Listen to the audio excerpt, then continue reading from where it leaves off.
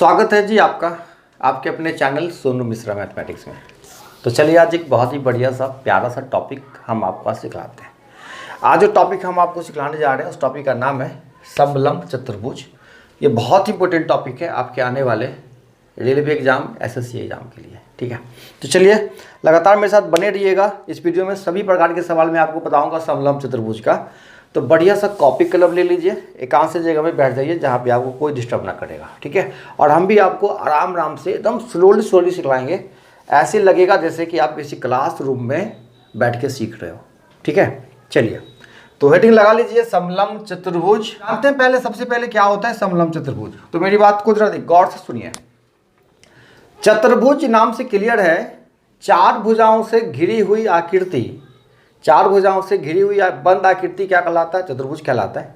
ठीक है, बेसिक चीज़ आपको पता है कि चारों कोण मिला के होता है 360 डिग्री। ठीक है, ये सब चीज़ें बाद में करेंगे। फिलहाल ये बात समझ लीजिए कि समलंब चतुर्भुज जो होता है उसमें चार भुजाएं होती हैं, लेकिन इसमें एक खास विशेष प्रकार का गुण होता है।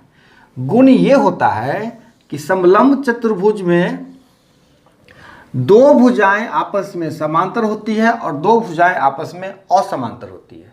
ठीक है, जैसे आप इस फिगर को जरा गौर से देखिए। अगर मैं इसका नाम दे दूं ए बी सी और डी, तो आप देख पा रहे हैं ए बी और सी डी एक दूसरे के समांतर हैं। ठीक है, और ए डी और बी सी समांतर नहीं है। समांतर का अर्थ आप समझ सकते हैं कि अगर आप ए बी और डी सी को कितना भी आगे बढ़ाओ तो ये दोनों कभी कटेगा नहीं, क्योंकि इसके बीच की दूरी हमेशा बराबर रहेगी।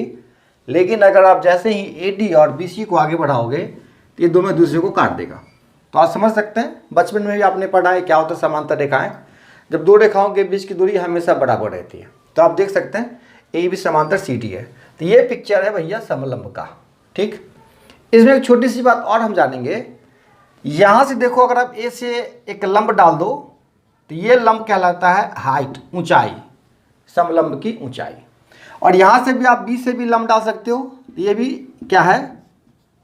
ऊंचाई है, दोनों बराबर है। ठीक, तो एक छोटा सा फार्मूला मैं आपको पहले बता देता हूँ, उस पर सवाल बता देता हूँ, और सवाल के अकॉर्डिंग जो जो कॉन्सेप्ट जरूरत पड़ेगा मैं आपको बताता जाऊँगा। ठीक है, तो लगातार मेरे साथ बने रहिए और एक एक सवाल सीखते रहिए। तो पहले तो पिक्चर नोट कर लीजिए समलंब का, और उसके बाद एक छोटा सा फॉर्मूला लिखिए। आपसे पूछेगा कि भैया समलंब का क्षेत्रफल बराबर क्या होता है। तो जब भी समलंब का क्षेत्रफल निकालना हो तो आप ये फॉर्मूला अप्लाई कर दीजिए, 1/2 गुने समांतर भुजा का योग, समांतर भुजाओं का योग गुने ऊंचाई। ठीक है, ये बेसिक सा फॉर्मूला आप नोट करिए। और इस छोटे से फार्मूले पे जो सवाल है पहले मैं आप उसको बताता हूँ, उसके बाद फिर आगे बताऊँगा। बहुत बढ़िया बढ़िया सवाल इस वीडियो में बताने वाला हूँ, पूरा वीडियो देखिएगा। चलिए, तो नोट कर लिया आपने फार्मूला। अब चलिए मैं आपको सवाल बताता हूँ। देखिए, सबसे पहला सवाल आपका ये है, आपको कहता है कि एक समलंब चतुर्भुज का क्षेत्रफल बताइए जिसमें समांतर भुजाएँ 6 सेंटीमीटर और 8 सेंटीमीटर है और इसकी ऊँचाई जो है वो 4 सेंटीमीटर है। ठीक है, ये सवाल मैंने डायरेक्ट पिक्चर बना दिया है, समझने में कोई दिक्कत ना होगी। आप ध्यान से देखें। सवाल कहता है कि एक समलंब चतुर्भुज का क्षेत्रफल बताइए जिसकी समांतर भुजाएं क्रमशः 6 सेंटीमीटर, 8 सेंटीमीटर और ऊंचाई जो है 4 सेंटीमीटर है। तो आप यहाँ पे सीधा सीधा फार्मूला अप्लाई कर दोगे कि समांतर चतुर्भुज का जो क्षेत्रफल होता है, समलंब चतुर्भुज का क्षेत्रफल जो होता है वो होता है 1/2 समांतर भुजाओं का योग गुना ऊंचाई।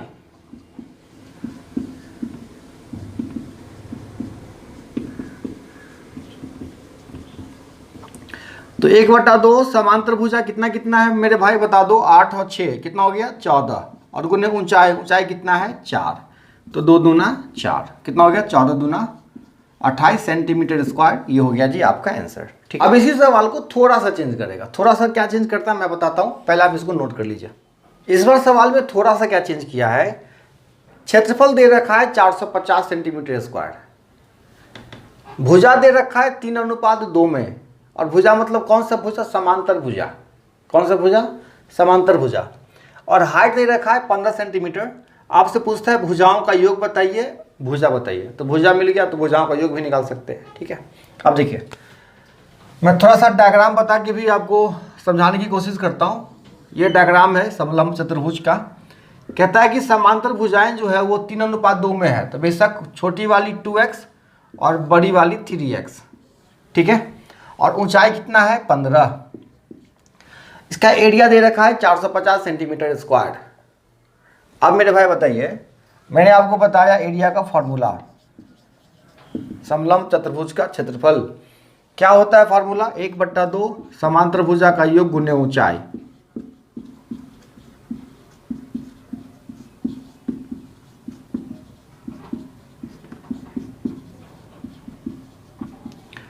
अब सब वैल्यू यहां पुट करना है। एरिया का कितना पुट करना है, 450 पुट कर देना है, ठीक है। 1/2 समांतर भुजा का योग, तो समांतर भुजा कितना कितना है 3 2 5x, और गुने ऊंचाई, ऊंचाई कितना है 15। अब आप इसको कितना जल्दी सॉल्व कर पाते हो ये आप पे निर्भर करता है। तो ठीक है, मैं ऐसे सॉल्व करता हूँ। 15 या 45 30, ठीक है। 5 छक्के 30, कितना बच गया 6 दूना 12, x बराबर आ गया 12। अब जैसे ही x बराबर 12 आ गया तो ये हो गया कितना 24, और ये हो गया 36। आप दोनों को जोड़ दो, कितना होगा 60 होगा, ठीक है। आप ऐसे भी समझ सकते हैं, जैसे ही x बराबर 12 आया तो दोनों को जोड़ना है, तो 3 2 5, 5x बराबर 5 गुने 12, 12 पंजे 60। अलग अलग भुजा निकालना है, तो छोटी भुजा 24 और बड़ी भुजा 36। इस प्रकार आप क्या कर सकते हैं, भुजा निकाल सकते हैं। चलिए नोट कर लीजिए। चलिए अब इस सवाल पे गौर फरमाइए। सवाल कहता है समलंब है, इसमें समांतर भुजाएं दे रखा है 28 सेंटीमीटर 40 सेंटीमीटर, ठीक है। एक समलंब है आकृति, समांतर भुजाएं कितना कितना 28 और 40। अब कहता है जो असमांतर भुजाएं है ना, वो दोनों की लंबाई 12-12 सेंटीमीटर है। अब आपको इसका एरिया निकालना है। यहाँ आपको हाइट नहीं दे रखा है, ठीक है। तो क्या करेंगे, इसके लिए जो कॉन्सेप्ट है मैं आपको बता दूं, पहले देख लो। जब भी इस प्रकार का समलंब रहे तो गौर करिए, ये तो हाइट होगा ही, मैंने आपको बता दिया है ये हाइट है। अब सुनिए, हाइट निकालने के लिए आपको क्या करना पड़ेगा, थोड़ा सा कॉन्सेप्ट जानिए। अगर ये 28 है तो नीचे वाला जो यहाँ से इस लाइन से लेके इस लाइन तक की दूरी होगी वो भी कितनी होगी 28 होगी, ठीक। अब वो बाकी जो बच गया ये एरिया और ये एरिया, आप गौर करिए यहाँ पे, तो ये टोटल 40 है, इतना दूर 28 हो गया, बच गया कितना 12। तो 12 जो होगा ना वो 2 बराबर भाग में बट जाएगा, तो ये भी हो जाएगा 6, ये भी हो जाएगा 6, ठीक है। अब देखिए यहाँ से लेके यहाँ तक की दूरी 28, फिर ये 6 और ये 6, ये कॉन्सेप्ट होता है। अगर आप ये जानते हैं तो इजीली सवाल बन जाएगा, नहीं जानते हैं तो फिर थोड़ी सी हालत ख़राब होगी। तो फिलहाल अब आप सीख गए हैं, आगे कोई दिक्कत ना होगी आपको। अब यहाँ से मुझे क्या करना है, हाइट निकालना है। तो हाइट निकालने के लिए क्या करेंगे, ये तो अब राइट एंगल ट्रायंगल बन गया, तो यहाँ पे h निकालने के लिए क्या करेंगे, h² माइनस b², 12 का स्क्वायर माइनस 6 का स्क्वायर। तो 12 का स्क्वायर क्या होता है 144 होता है, और 6 का स्क्वायर कितना होता है 36 होता है। 144 में से 36 घटाएंगे बचेगा 108, और 108 को सॉल्व करके आप मुझे बताइए कितना होगा। इसको लिख सकते हैं 2 गुने 54, फिर 54 को भी लिख सकते हैं 2 गुने 27, 27 मतलब 3 गुने 3 गुने 3। तो क्या निकालेंगे, एक 2 निकालेंगे, एक 3 निकालेंगे, तो 6√3, ठीक है। तो हाइट बच गया कितना 6√3।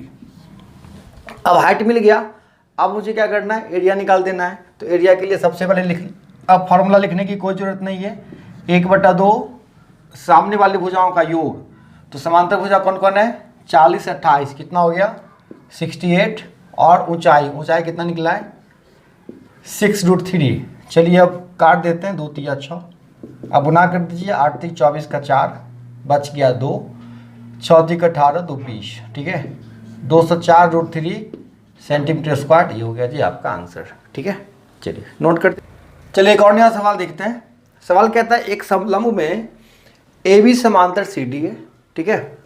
फिर कहता है AB बराबर 15 सेंटीमीटर है, कोण ADC बराबर 90 डिग्री है, CD बराबर 40 सेंटीमीटर है, विकर्ण AC बराबर 41 सेंटीमीटर है। तो आपसे पूछता है समलंब ABCD का क्षेत्रफल बताइए। तो जो वैल्यू आपके क्वेश्चन में दे रखा है उसी के अकॉर्डिंग मुझे क्या करना है, सबसे पहले पिक्चर ड्रॉ करना है। तो ड्रॉ करते हैं, देखिए एंगल कौन सा बनाना है, ADC बनाना है। तो कोशिश करना है A ऊपर रहेगा D नीचे रहेगा, और ADC 90 रखना है। तो उसी प्रकार से हमको क्या करना है, एक स्ट्रेट लाइन खींचना है यहाँ पे। तो ये बन जाएगा ADC। अब वैल्यू CD 40 है और AB जो है वो 15 है, मतलब AB वाला जो डिपार्टमेंट होगा वो थोड़ा छोटा होगा और CD का जो डिपार्टमेंट है थोड़ा सा बड़ा होगा। ठीक है, ये हो गया 40। अब वैल्यू क्या दे रखा है, AC 41 थे, A से लेके C तक, तो हम क्या करेंगे BC को भी मिला देंगे ताकि ये कंप्लीट हो जाए समलंब। और A से C का वैल्यू दे रखा है कितना, 41। आपसे क्या पूछ रहा है, समलंब चतुर्भुज ABCD का क्षेत्रफल। तो मेरे भाई यहाँ पे आप गौर से देखो, ये ट्रायंगल बन गया ADC और इसमें सबसे पहले आपको यही हाइट का काम करेगा। तो हाइट निकालने के लिए बहुत ही बेसिक सा फॉर्मूला है, कर्ण स्क्वायर माइनस आधार स्क्वायर, 41 का स्क्वायर माइनस 40 का स्क्वायर। अगर आपने थोड़ा सा भी पाइथागोरियन ट्रिपलेट्स पढ़ा है, मैंने एक वीडियो दे रखा है पाइथागोरियन ट्रिपलेट्स का ज्योमेट्री के सेशन में, आप प्लेलिस्ट में जाकर उसको देख लीजिएगा अगर आप मन करे तो यहाँ पे आप सीधा कहोगे कि 9, 40, 41 का वैल्यू होता है। 9, 40, 41, अगर आप इसको सॉल्व भी करोगे तो 41 का स्क्वायर होता है 16 से 81 माइनस 1600, ठीक है, बच गया 81, 81 का वर्गमूल 9, ये होता है 9। अब सीधा फॉर्मूला अप्लाई कर देंगे, समांतर भुजाओं का योग गुने ऊंचाई, 1/2 गुने समांतर भुजाओं का योग। तो समांतर भुजा कितना है, 40, 15, 65 और गुने ऊंचाई, ऊंचाई कितना है भैया, अभी कितना है, 9 निकला है। इसको सॉल्व करके मन करे तो कमेंट बॉक्स में बताइएगा। सॉरी यहाँ पे मिस्टेक हो गया, 40, 15, 55 होगा ना कि 65 होगा। ठीक है, चलिए एक और बहुत ही बेहतरीन कॉन्सेप्ट मैं आपको बताता हूँ, इसको ध्यान से सीखिएगा। चलिए पहले इसको नोट कर लीजिए।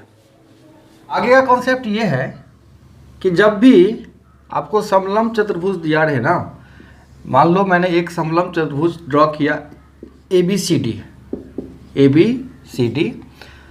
आपके क्वेश्चन में विकर्ण दिया रहेगा, 2 विकर्ण AD और BC, जो कहेगा कि ये O बिंदु पे काटता है।